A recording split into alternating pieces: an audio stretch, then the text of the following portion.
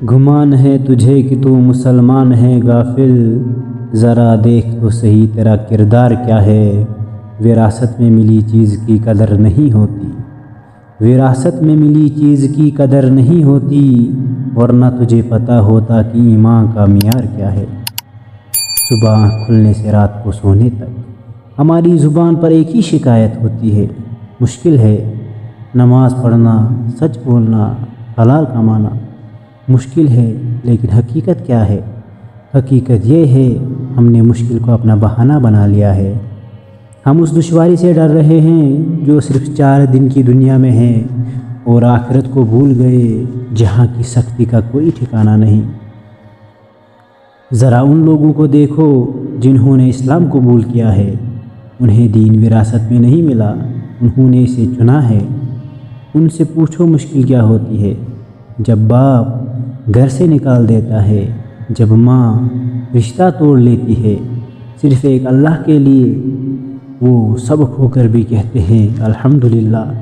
ہم by chance والوں کو نیند قربان کرنا مشکل لگتا ہے، اور وہ بائی چوائس والے پورا خاندان قربان کر کے بھی مسکراتے ہیں۔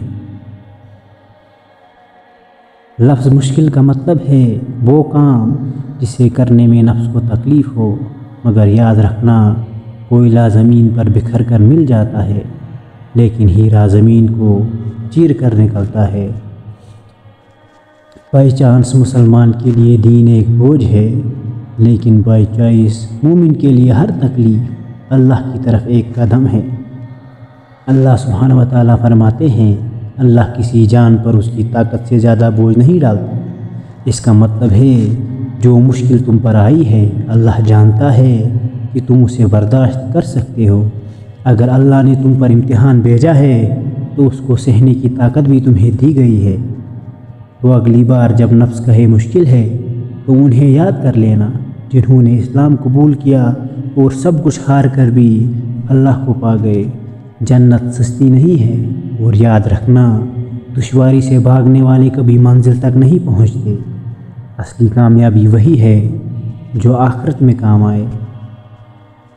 وہ مٹی کے اسیر کیا جانے آخرت کی راہ کیسی ہے، سودائے حق کی لذت ان دنیا داروں کو جیسی ہے۔